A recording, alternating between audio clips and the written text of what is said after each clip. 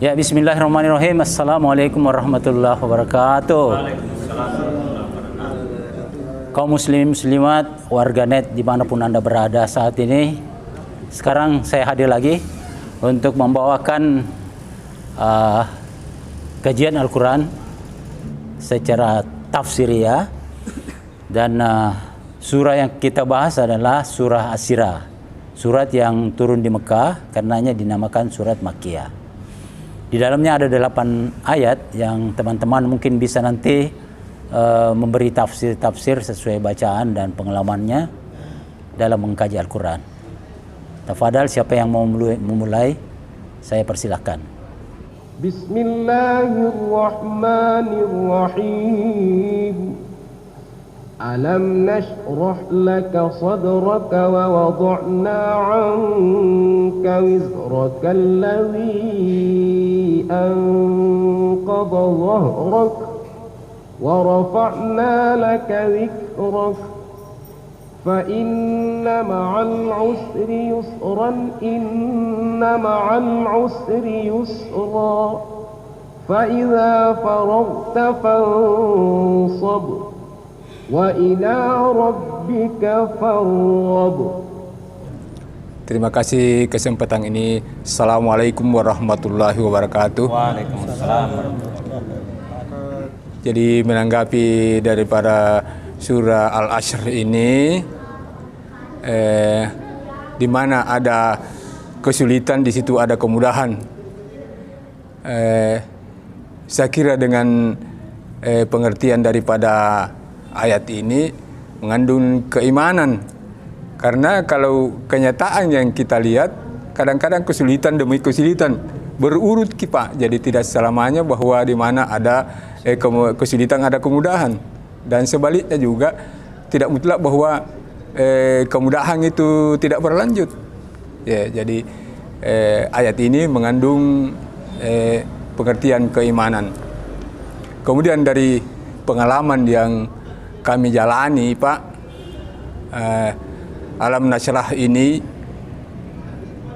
menjadi ayat populer bagi beberapa orang pejabat, karena kemungkinannya apa yang dilaksanakan dengan menggunakan ayat ini betul-betul hasilnya terjadi kemudahan-kemudahan dalam hidupnya, sehingga kebanyakan itu kalau dia salat pasti ayat ini diambil Pak. Ayat pertama pasti itu diambil. Contohnya seorang pejabat, Pak Rias Rasid, itu pernah saya berhadapan. Saya Pak Ilyas kalau salat tidak kuambil itu Alam Nashrah. Selamanya itu ayat pertama. Oh iya.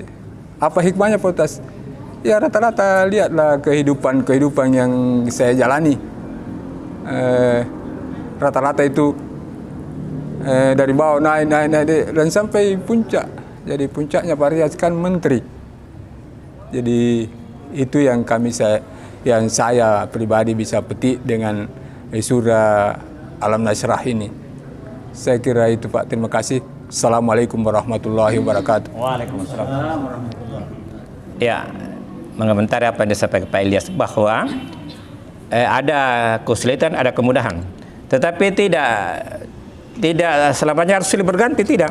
Biasa sulit, nanti ada mudah.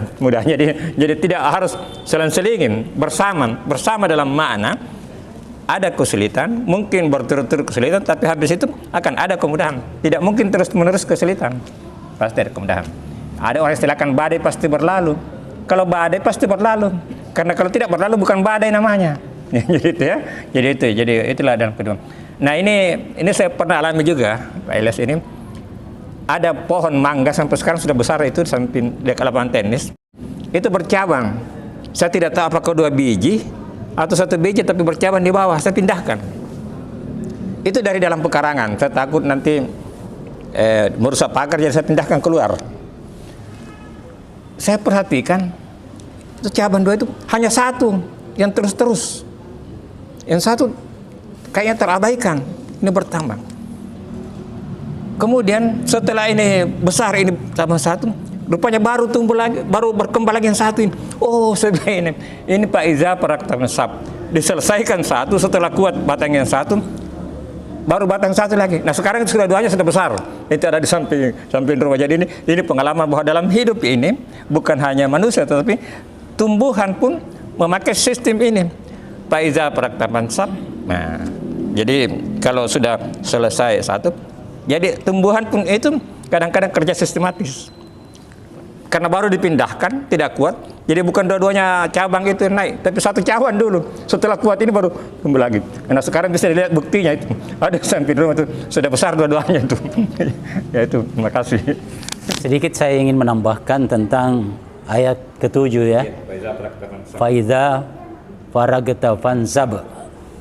Jadi sebenarnya ini satu pendidikan yang sangat baik, karena disuruh kita untuk fokus ya, fokus. Selesaikan satu dulu, baru berangkat ke yang lain. Nah ini juga masuk dalam sistem ya, seperti yang kita pelajari dalam manajemen produksi, itu beralur dia ya. Jadi sistem satu ke dua itu selesai satu baru yang kedua ya. Rupanya ini ilmu 1400 tahun yang lalu lebih sudah ada disampaikan oleh Allah Subhanahu wa taala ya. Nah itu. Kemudian yang ingin saya tambahkan juga mengenai kesulitan. Dalam hidup ini memang banyak sekali kendala kita hadapi ya. Ya, ada tantangan, rintangan, hambatan, gangguan ya. Tetapi jangan lupa di tengah-tengah itu ada peluang. Nah, tugas kita adalah abaikan tantangannya, tangkap peluangnya. Ya, kan begitu ya? Karena kalau kita konsentrasi terus ke tantangan terus kita banyak ketakutan, bisa-bisa kita tidak kita akan mandek setengah jalan, tinggal di situ saja terus.